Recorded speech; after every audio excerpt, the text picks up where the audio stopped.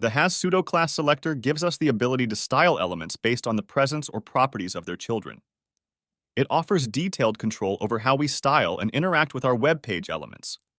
Today, we are diving into the intricacies of the has pseudo-class selector, why it's been a highly anticipated feature in the world of CSS, and how we can leverage its capabilities to enhance our CSS workflow.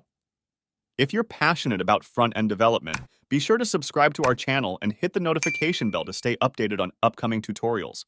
Let's get started.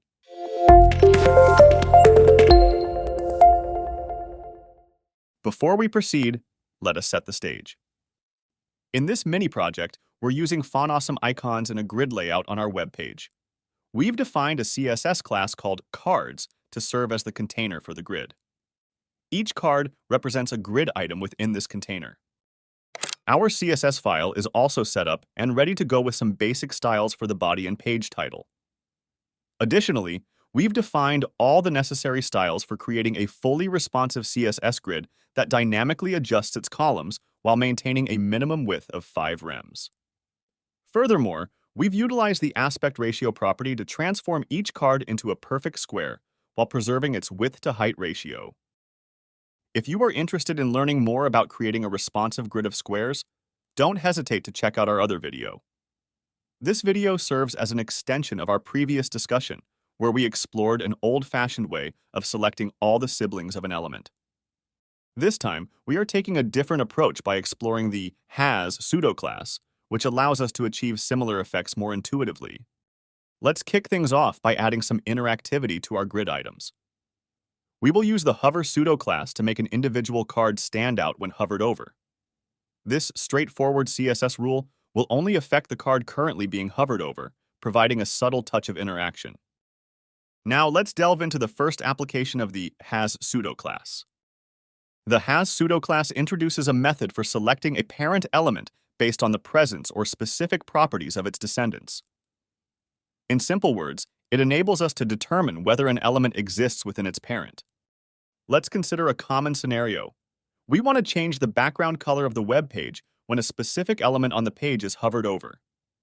This code selects the body element only if it has a child element with the card's CSS class that is being hovered over.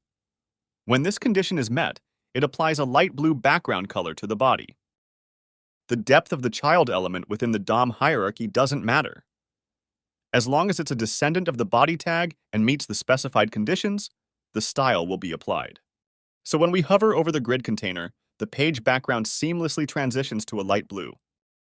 Now let's explore another example involving a parent selector. Consider our page title, which has an after pseudo element.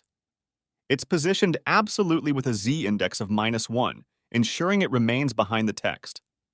Despite having a yellowish background color, we can't see it because the width is initially set to 0. Now let's see how we can leverage the has pseudo-class to manipulate this pseudo element based on its parent properties. This time, we're checking if the body tag has the card's CSS class in the hover state. If this condition is met, we select the after pseudo element of the page title and extend its width to 100%. So when we hover over the cards, 2 different CSS rules come into play for applying a background color to the page, as well as adding an animation effect to the page title. Now let's explore how we can use the has pseudo-class to select siblings of an element. In CSS, we use the plus sign to select an adjacent sibling. For instance, this CSS rule styles the card that comes directly after the card in the hover state. Consequently, only the next sibling after the hovered element will be affected by this CSS rule. And if we replace the plus sign with the tilde symbol, known as the general sibling selector, all subsequent cards will be styled. Notice? This now styles all of the cards that come after the hovered element. Until now, there hasn't been a straightforward way to style previous siblings in CSS. However, the has pseudo selector effectively addresses this limitation. Think of it as an all but me selector. In other words, it allows us to choose all siblings except the one being interacted with. For example, when hovering over a card, we can now style all its siblings except the card itself. This approach involves checking if the grid container has an element in the hover state and then selecting all of the cards except the one with the hover pseudo class. This combination of the has and not pseudo-class selectors unlocks a wide array of possibilities for creative CSS effects. Let's continue exploring the potential of the has pseudo-class with a few more examples. Not only can we style all siblings, but we can also selectively choose the siblings of an element. We are already familiar with the adjacent sibling selector, which selects the next element that comes directly after the one we are interacting with. By combining it with the has pseudo-class, we can take a step backward in our selection process. In this declaration, the first line is selecting the next sibling, while the second line is targeting a previous sibling. It's a way to determine if a card has an adjacent sibling in the hover state. If it does, the defined styles are applied to the card.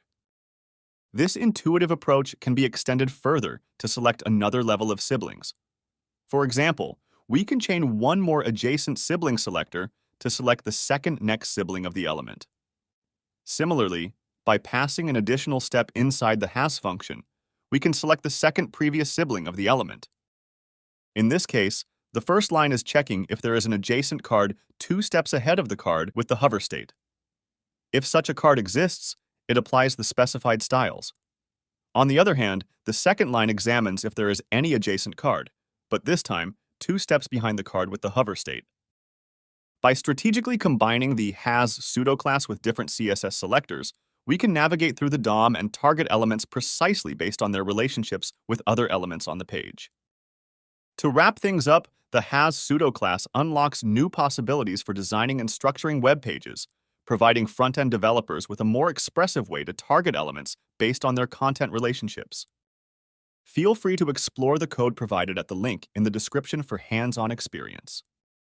Don't forget to like, share, and subscribe to keep expanding your front-end development skills. See you the next time.